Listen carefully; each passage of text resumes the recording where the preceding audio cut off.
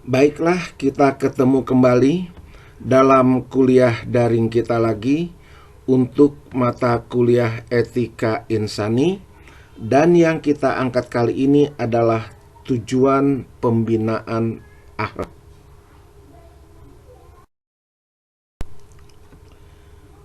Mata kuliah Etika Insani, kuliah ketujuh, tujuan dan pembinaan akhlak.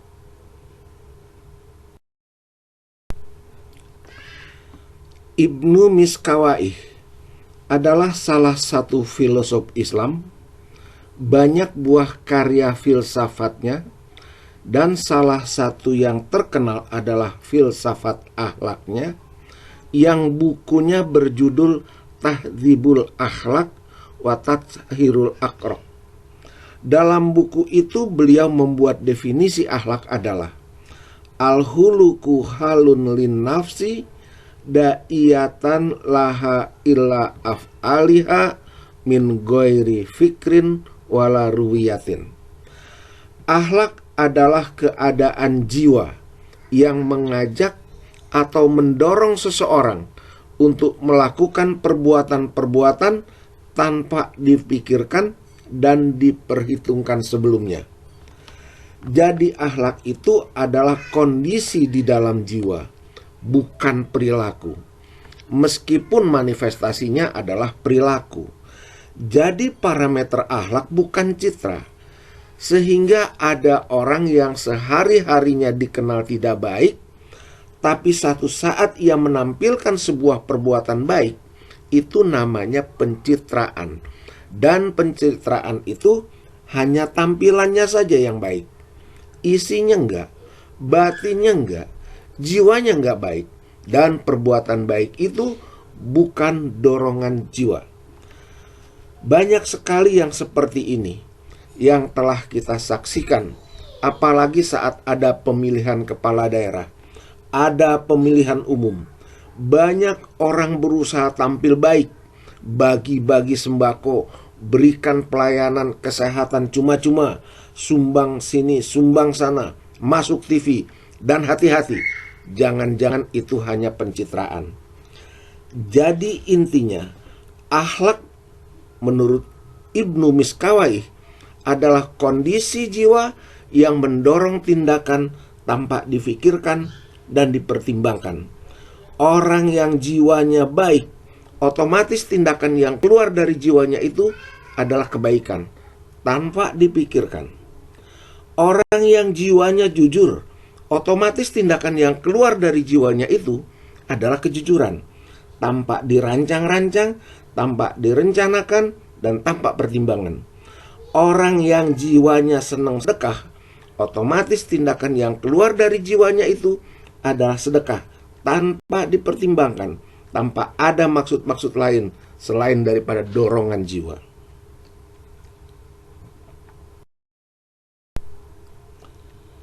Memperhatikan definisi akhlak yang dibuat oleh Ibnu Miskawayh itu, yaitu al-huluku halun lin nafsi da'iyatan laha illa af'aliha min ghairi fikrin wala ruwiyatin. Akhlak adalah kondisi jiwa yang mendorong seseorang untuk melakukan perbuatan-perbuatan baik tanpa dipikirkan dan diperhitungkan sebelumnya. Akhlak adalah kondisi jiwa, maka pembinaan akhlak adalah pembinaan jiwa. Pendidikan jiwa yang nanti jiwanya dapat melahirkan tindakan spontan, tindakan otomatis tanpa dipikirkan dan tanpa dipertimbangkan. Artinya pendidikan akhlak atau pembinaan akhlak adalah melatih, membiasakan jiwa untuk terbiasa dalam kebaikan. Jadi upaya membiasakan kebaikan itulah namanya pendidikan akhlak. Itulah pembinaan moral. Berarti pendidikan akhlak bukan dengan semata-mata ceramah, bukan hanya diberitahu, bukan hanya disampaikan materi akhlak di kelas, tapi diajak untuk melakukan pembiasaan dalam kebaikan, agar terbiasa jiwanya melahirkan perilaku-perilaku baik, perilaku bagus tanpa dirancang dan dipikirkan. Kebaikan yang bagus itu, yang keluar dari dorongan jiwa, itu namanya kebaikan yang utuh atau dikenal dengan al-khair. Dan terminal akhir dari al-khair adalah kebahagiaan. Terminal akhir dari kebaikan adalah kebahagiaan, yang dalam bahasa Arabnya dikenal dengan as-sa'adah. Jadi kalau hidup kita rasakan kurang bahagia, jangan-jangan kebaikan kita kurang. Perbanyaklah kebaikan supaya kita bahagia. Jadi urutannya adalah biasakan berbuat baik, itu namanya pembinaan akhlak, supaya jiwa kita menjadi baik dan nanti otomatis mendorong perilaku baik tanpa dipikir dan dipertimbangkan. Otomatis jiwanya membuahkan al-khair, kebaikan, dan terminal akhir dari kebaikan itu adalah kebahagiaan, as-sa'adah.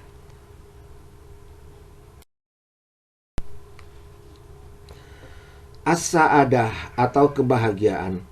Gambaran orang yang bahagia sempurna adalah berkumpulnya 5 hal yang berikut ini.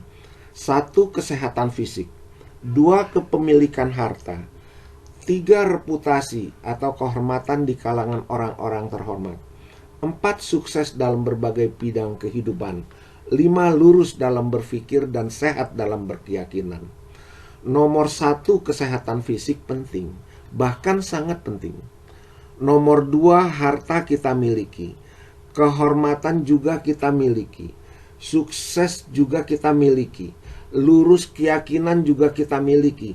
Tapi nomor 1-nya tidak.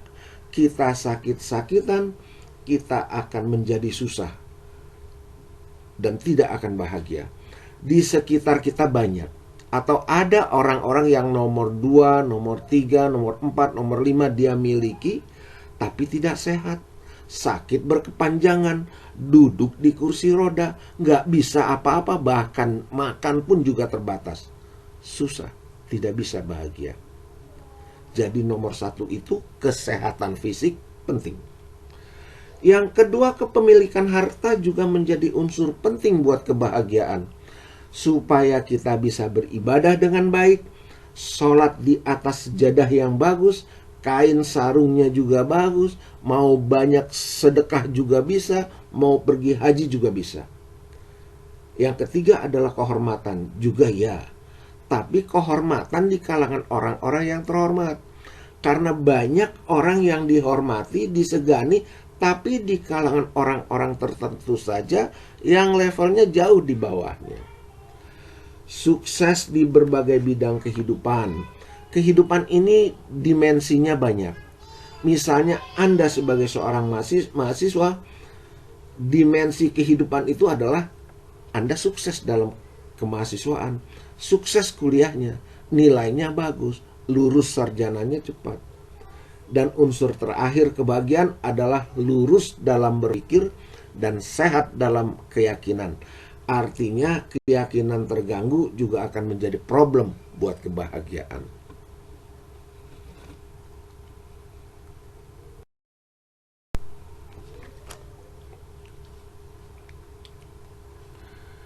Sebab perbedaan akhlak. Watak yang dimiliki, kebiasaan, tingkat pengetahuan dan kefahaman, tingkat kesungguhan. Watak yang dimiliki ini alamiah. Ada yang dari bayi wataknya keras. Tapi menurut Ibnu Miskawayh, keempat-empatnya ini bukan harga mati dan bisa dirubah dengan pembiasaan. Watak yang dimiliki bisa dirubah. Kebiasaan atau adat istiadat bisa dirubah. Tingkat pengetahuan dan kefahaman, semakin pintar biasanya orang semakin baik. Tapi harus ada yang keempat, tingkat kesungguhannya mau jadi baik. Kalau kita sudah mengetahui akhlak itu apa, pembinaan akhlak itu bagaimana, terminal akhir kebaikan itu apa, dan kebahagiaan itu apa, untuk lebih jelasnya kita masuk ke unsur manusianya. Menurut Ibnu Miskawayh, Hakikat manusia itu terdiri dari 3 unsur. Yang pertama jasad, yang kedua hayat, yang ketiga ruh. Jasad unsur materi, hayat unsur rohani sebagai natur jasad, sebagai daya gerak dan berfungsi bagi tumbuhan dan berkembangnya badan. Ruh unsur rohani yang berasal dari Tuhan, yang datang setelah janin berumur 4 bulan. Jasad itu yang fisik, hayat itu yang mental, biasanya disebut rohani, dan ini adalah jiwa yang jadi dimensi mentalnya jasad. Jasad dari Allah, ruh juga dari Allah, yang dalam kuasa dan kendali kita adalah hayat, mental atau jiwa. Hayat inilah yang menjadi kendali kita. Hayat kita menghadap ke jasad, apa hayat kita menghadap ke ruh? Kalau hayat kita menghadap ke jasad, orientasinya materi. Kalau hayat kita menghadap ke ruh, orientasinya ke ketuhanan. Hayat inilah yang nanti menentukan akhlak kita, karakter kemanusiaan kita. Semoga menghadapnya ke ruh, kesejatian sebagai manusia.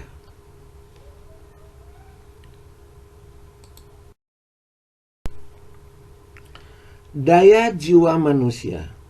Dalam diri manusia terdapat 3 daya jiwa, yaitu daya bernafsu atau bahimia, daya berani atau sabuiyah, dan daya berpikir natikoh. Daya bernafsu dan berani berasal dari unsur materi, sedangkan daya berpikir berasal dari ruh Tuhan yang tidak akan mengalami kehancuran.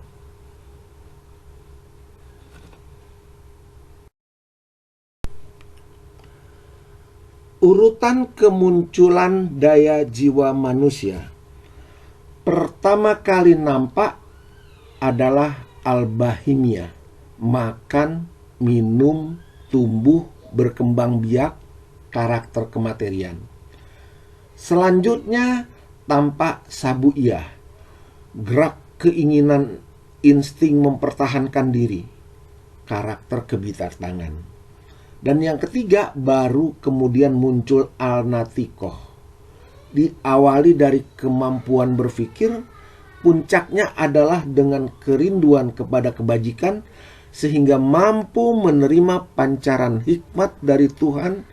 Ini namanya karakter kemanusiaan atau karakter ketuhanan. Tanda dimulainya fase ini adalah adanya daya malu. Dengan datangnya daya malu ini berarti seseorang mulai memiliki kemampuan untuk membedakan yang baik dan yang buruk. Saat daya ini muncul, berarti jiwa manusia sudah siap menerima pendidikan.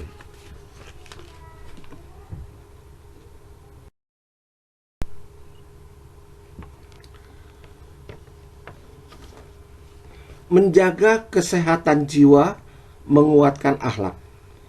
Yang pertama, jangan bergaul dengan orang keji yang suka pada kenikmatan-kenikmatan keji, suka dan bangga berbuat dosa.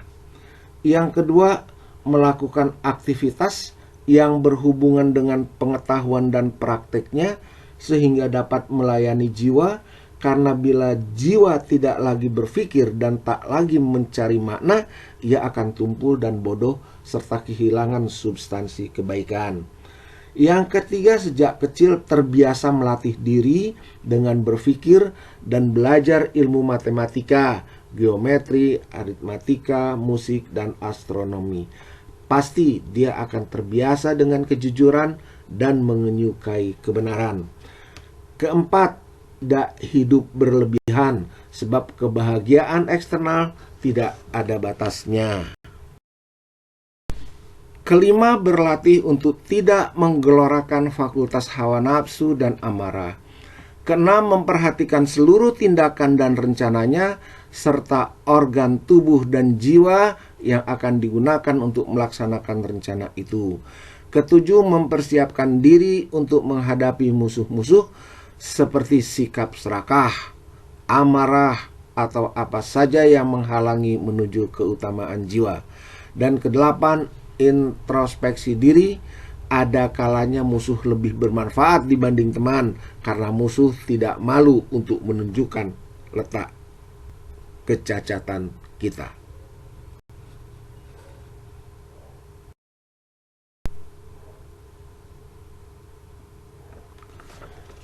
Pokok-pokok akhlak pencari hikmah. Yang pertama, lebih suka yang hak daripada yang batil dalam keyakinan. Lebih suka kebenaran daripada kebohongan dalam berbicara. Lebih suka yang baik daripada yang buruk dalam bertindak. Yang kedua, selalu berusaha sekuat tenaga mengendalikan diri. Ketiga, berpegang teguh pada syariat. Keempat, menepati janji. Kelima, sangat berhati-hati memberikan kepercayaan kepada orang lain. Keenam, senang terhadap keindahan. 7, mampu menjaga kestabilan jiwa menghadapi persoalan.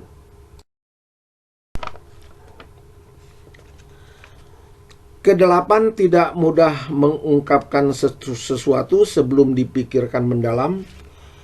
Kesembilan, berani dalam kebenaran. Kesepuluh, mengisi sisa umurnya dengan hanya melakukan hal-hal penting. Kesebelas, untuk melaksanakan yang seharusnya, tidak takut mati dan tidak takut miskin. Ke-12, tidak menanggapi perkataan orang jahat atau orang-orang dengki. Ke-13, selalu menjadi kondisi yang baik, selalu menjaga kondisi yang baik dalam semua keadaan, kaya, fakir, terhormat, atau terhina. Ke-14, ingat sakit ketika sehat, sedih ketika senang, dan tulus ketika marah. Ke-15, kuat keinginan dan optimis dengan sepenuhnya percaya kepada Allah Subhanahu wa Ta'ala.